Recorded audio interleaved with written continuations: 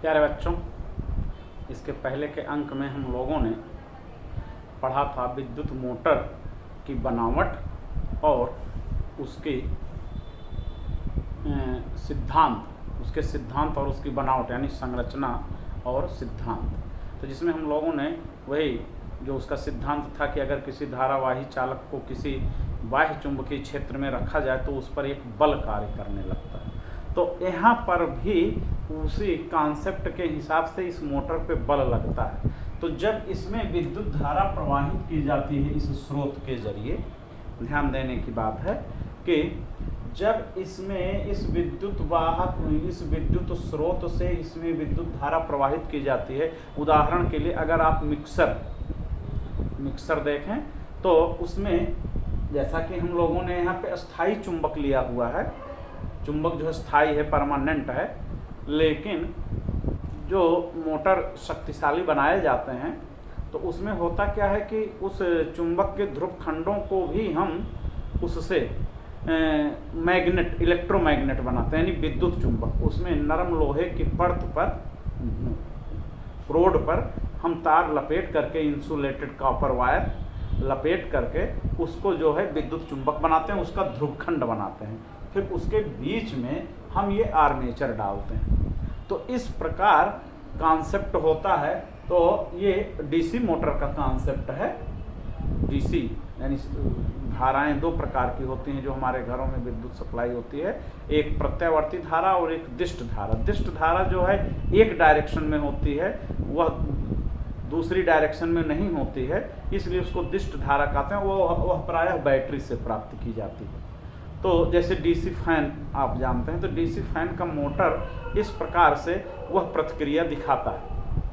तो यहाँ पर हम लोग सिंपल देख रहे हैं कि ये हमारे पास क्षेत्र चुंबक है, स्थायी है, परमानेंट मैग्नेट है, और इसके बीच में आर्मेचर है। जैसा कि इसके पहले की संरचना में हम लोगों ने इसके विभिन्न भागों का, डिफरेंट पार्ट्स का हम लोगों ने स्टडी किया था। तो यहाँ पर अब देखते हैं कि जब विद्युत धारा प्रवाहित की जाती है तो जो फ्लेमिंग के बाएं हाथ का नियम है उसके अनुसार ही, ध्यान दें, जो ये भुजा AB और भुजा BC, भुजा CD और भुजा AD, इनमें जो धाराएं बह रही हैं, तो भुजा BC जो है और भुजा AD, ये तो क्षेत्र चुंबक का जो चुंबकीय क्षेत्र है उसके पैरेलल है, समांतर है, क्योंकि जो हमारे सामने चुंबकीय क्षेत्र की दिशा आएगी वो नॉर्थ से साउथ की ओर चलती है, जैसा कि हम लोग जानते हैं।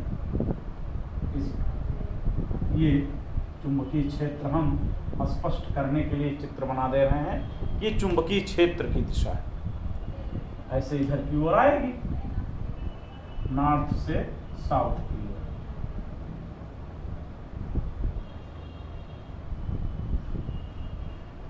यही लाइनें हैं, यहाँ से यहाँ तक हैं, ये कॉन्टिन्यूअस है। इस आर्मेचर को डिस्टर्ब न हो इसके कारण हमने ये टूटी हुई लाइन में बना दिया है, और नहीं तो ये लाइन सीधे यहाँ से होते हुए यहाँ तक उत्तरी ध्रुव से लेकर दक्षिणी ध्रुव तक आई हुई है। तो जब धारा प्रवाहित होती है तो भुजा BC वो चुंबकीय क्षेत्र के समांतर है। इसी प्रकार भुजा AD जो है चुंबकीय क्षेत्र के समांतर है। तो F बराबर BIL साइन थीटा, जो हम लोगों ने सूत्र का निगमन किया था चालक पर लगने वाला बल, F बराबर BIL साइन थीटा, जहाँ साइन थीटा जो है वो क्षेत्र चुंबक और उसके बाद उसका जो प्रवाहित धारा होती है, लंबाई चालक की, उसके बीच का कोण है। तो जो ये समांतर भुजाएं हैं BC और AD, ये क्षेत्र चुंबक के चुंबकीय बल रेखाओं के समांतर होने के कारण इन पर कोई बल नहीं लगेगा, क्योंकि थीटा बराबर 0 हो जाएगा, तो नेट बल जो है 0 हो जाएगा। अब इन पर देखिए, भुजा AB और भुजा CD। तो भुजा AB ये जो है चुंबकीय क्षेत्र के लंबवत है। तो इसमें फ्लेमिंग के बाएं हाथ के नियम के अनुसार लगने वाले बल की दिशा नीचे की ओर होगी, बल जो है इस पे नीचे की ओर लगेगा। नीचे की ओर का मतलब ऐसे बोर्ड से इधर की ओर, पीछे की ओर। और भुजा CD जो है ये भी लंबवत है चुंबकीय क्षेत्र के, तो इस पर बल की दिशा बोर्ड पर बाहर की ओर लगेगी। तो इस प्रकार ये कुंडली जो है, ऐसे जो आयताकार कुंडली है, ऐसे मान लीजिए कि आयताकार कुंडली है और ये बल इस पर नीचे की ओर लगेगा और इस भुजा पर बल ऊपर की ओर लगेगा। परिणाम स्वरूप ये जो है ऐसे घूमना शुरू होगा। इस प्रकार से इसमें रोटेशन होगा। तो यही मोटर की क्रिया विधि है। अब इसमें देखें पूरे एक राउंड के दौरान ये पूरा जैसे ही ये घूमेगा तो ये विभक्त वलय जो कि इस धुरादंड में जड़ा हुआ है, सील्ड है, एकदम इंसुलेटेड, तो ये धुरादंड ऊपर की ओर, अब ये विभक्त वलय ऊपर की ओर आएगा और ये वाला नीचे की ओर जाएगा। ये विभक्त वलय ये नीचे की ओर जाएगा। तो जैसे ही ये ऊपर की ओर आएगा, इसका संबंध इससे हट जाएगा, इससे हो जाएगा, इस वाले ब्रश से। तो जब इस वाले ब्रश से हो जाएगा तो तुरंत जो है फिर ये भुजा इधर आ जाएगी और फिर CD जब AB की जगह आ जाएगी तो फिर से ये इस पर नीचे की ओर बल लग जाएगा और इस पर ऊपर की ओर बल लग जाएगा। इस प्रकार ये एक कंटिन्यूअस रोटेशन में ऐसे पूरा ये धुरादंड के रूप में घूमता रहेगा। इधर जो है पुल्ली लगी रहेगी, इस पुल्ली से हम कनेक्ट करके इसकी गतिज ऊर्जा का इसमें उपयोग कर सकते हैं। तो ये मोटर की क्रिया विधि है। यहाँ पर यही ध्यान देने की बात है, ये फैक्ट, कि भुजा BC और भुजा AD पर कोई बल नहीं लगेगा। क्यों? क्योंकि ये दोनों भुजाएं जो हैं ये चुंबकीय क्षेत्र के पैरेलल हैं, समानांतर हैं, और समानांतर होने की दशा में इसमें जो है साइन थीटा जो है वो 0 हो जाएगा और साइन थीटा 0 होने की केस में नेट बल इस पर जो है 0 हो जाएगा। तो मोटर की क्रिया विधि जब आपको लिखने के लिए आए तो इसी प्रकार से आप इसकी व्याख्या करते हुए लिखेंगे।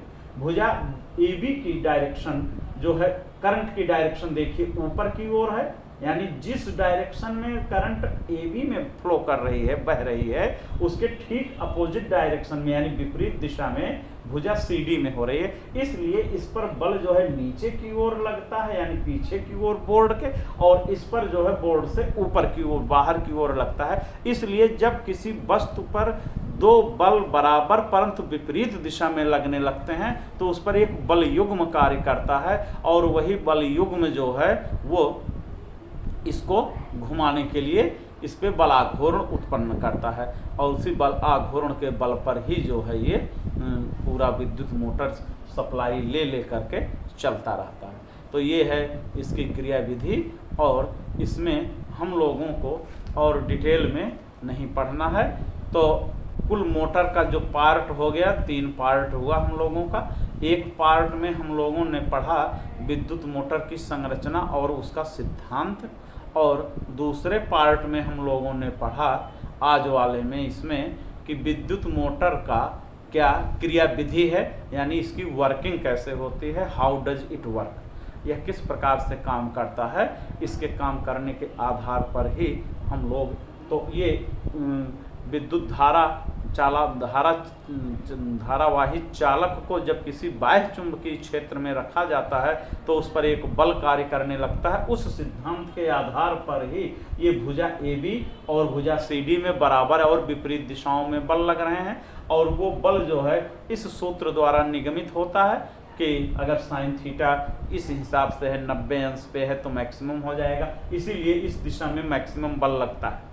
इस भुजा AB पर मैक्सिमम बल जो है AB पर लगता है। इसी प्रकार CD पर भी मैक्सिमम बल लगता है, लेकिन AB के अपोजिट डायरेक्शन में। अपोजिट डायरेक्शन में इसलिए क्योंकि इसमें करंट की दिशा इसकी दिशा के अपोजिट है। तो इस प्रकार हम लोगों का ये विद्युत मोटर का टॉपिक जो है समाप्त हुआ।